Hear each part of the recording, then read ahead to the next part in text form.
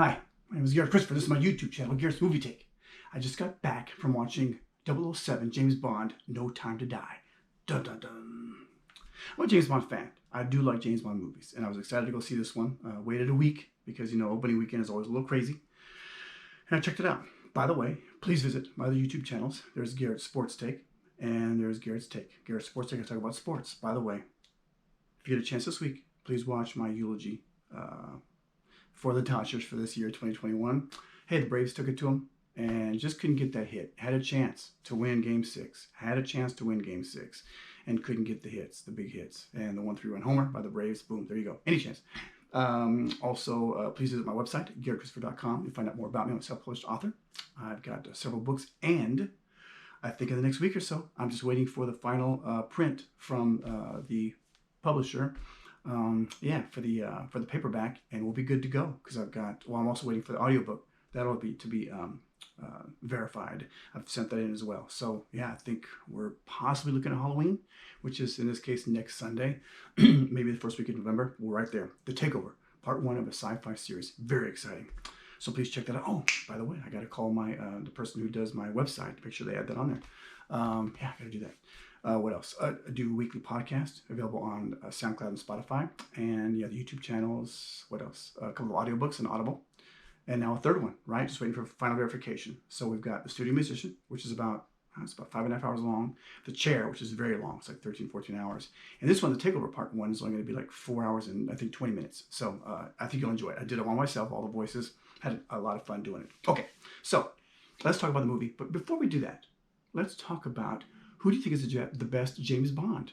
My first James Bond film was with Roger Moore. Which movie was that?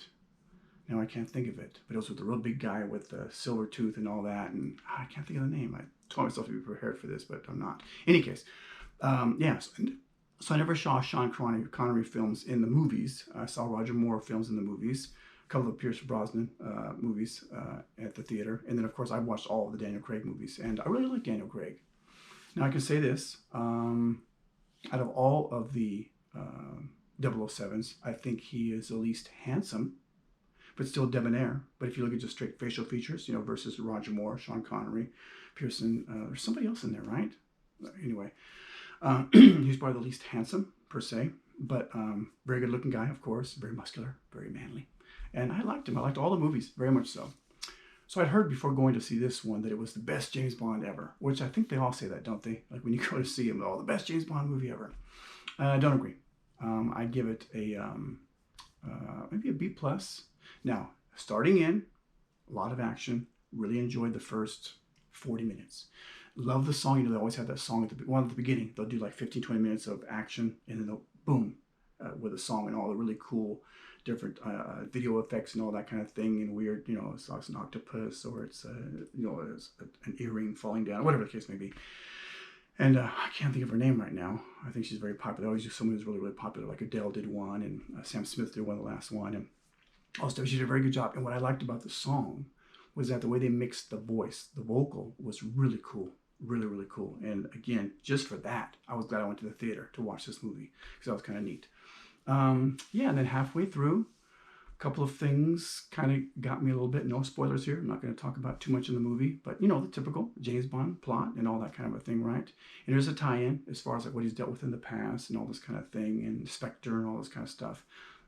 By the way, I'm usually someone who can't quite follow in-depth scripts very well.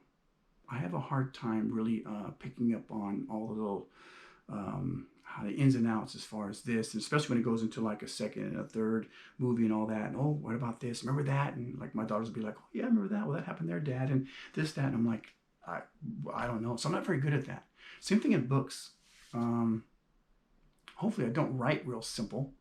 I think I kind of intertwine stuff pretty good. But yeah, as far as figuring things out in the movies, so I've got to watch it a few times to really kind of get, oh yeah, this, and oh yeah, that type of thing. So this one was a little more easy to follow for me, which means that for the common person, it's probably going to be a little too simple, which I'm not critiquing that because it worked out for me, but something I was thinking about. So let's see. What did I not like about the movie? I wasn't crazy about Rami Malek, and I like him a lot. Yeah, I think he's really, really cool. The face is very, very distinctive and very different. But I didn't like him as the villain. Not that he did a bad job. I mean, I think he did for who he is. I just think casting wise, to me, it wasn't my type of James Bond villain. It just wasn't. Yeah. So again, Mr. Malik, you did a great job for what was there and for what you were playing in that part. I just didn't care for him. That was probably one negative on my end. I just didn't like it. And then there were some things, again, no spoilers, but there were some things maybe two-thirds of the way through and then toward the end, through the end rather, that, part of my draw, or part of the draw for me as far as James Bond is concerned, no matter who it is, right? So you got the typical suave and debonair, there's always a scene where he gets one car destroyed, another car, this really an even more cool car comes into play. That happened too soon in the movie for me. So that wasn't really an ooh or ah moment, which I always look for that in the 007 films. But okay, we got that one. And so the suave debonair, the clothing, of course, always the women, little smoochy kissy here and there with, one that, yeah, sometimes it's a fellow agent, sometimes it's, somebody who we just met, whatever the case may be. Sometimes it's the wife of a guy who just was murdered. It happens sometimes. What can you do? By the way, back in the 60s, 70s, they got away with some stuff. There's some names out there. You guys know what I'm talking about. There was one particular young lady, Alada, I believe was her first name, right? And they got away with some stuff back then. You wouldn't see, that name out in these films this day. Anyway,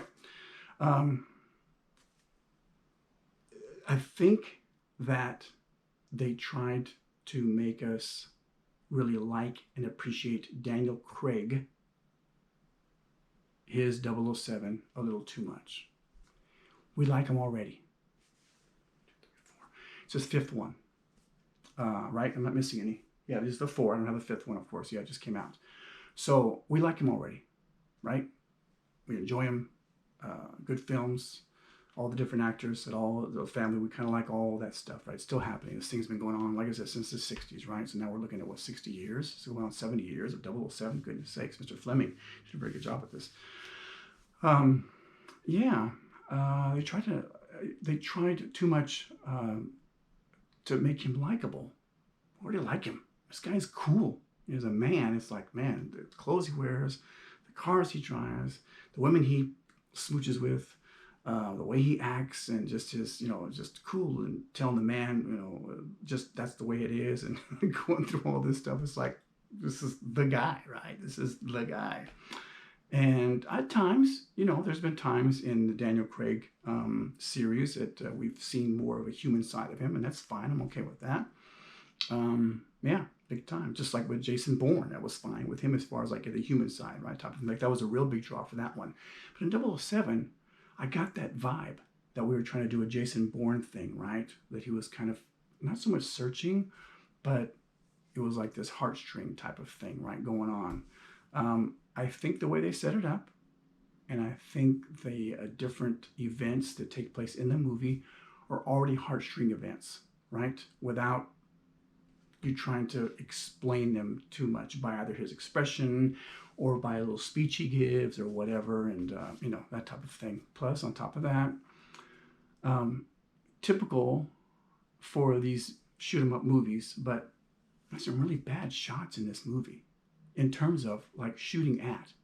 Really bad. Like point blank range, can't hit him, right? He's right there. Come on. I get it. We're going to have some of that, those times where he's just a little too strong.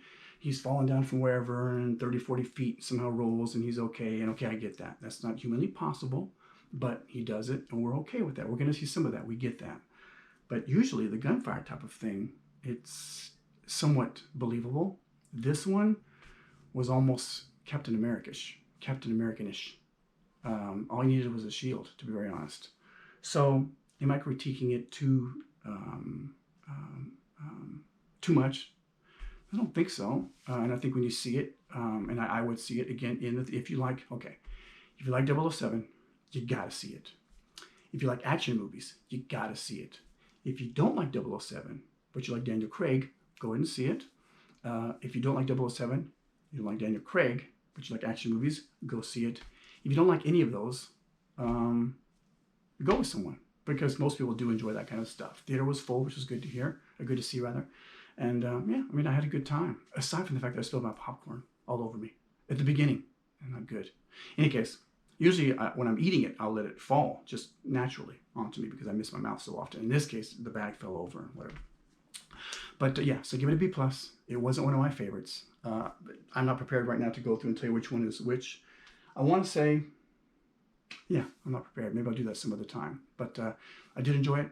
I would say go see it. But yeah, B+ for it, because of the fact that I just felt like it got away from the typical James Bond persona and did a little too much to kind of cause us to love Daniel Craig, James Bond character. We already love him. If you love 007, you already love him. Even if you're like, nah, he's not this typical, he's not Sean Connery, he's not like that. Trust me, it's movie 5. So you've gone to see it, okay? You've bought enough of the movies and you've done enough to kind of keep this thing rolling. So yeah, it's good enough like that. So yeah, I mean, on one hand, I get it. There was a scene where, you know, because, okay, this is not a spoiler, this is all out there. This is Daniel Craig's last 007 film, just so you know. He's done. He's moving on to bigger and better. Someone else will be taking the helm. But there's one part at the end where they could have used that as this, hey, thanks, boop, there you go.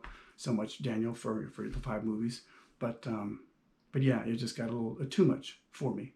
A little too much for me. Just took away, I think. And at one point, it's almost like there was a couple, 3 different movies intertwined. You know, you had the James Bond in the first half, and then it became this, and you had one of the Bourne films in there somewhere, and then it almost got to where it was, you know, Civil War at some point in time, as far as the Avengers Civil War, with a couple of things there too. That's what I was thinking. In any case, to share with you, you won't get this, but I'm going to share it anyway. There's also a scene where he and another 007, that was kind of cool, kind of sneak into this one, well, the criminal's lair. And they're on a boat, and it's in the water. And then you got to get off the little, it's really cool looking boat, by the way, and get off the boat and then get on into whatever the dock and blah, blah, blah.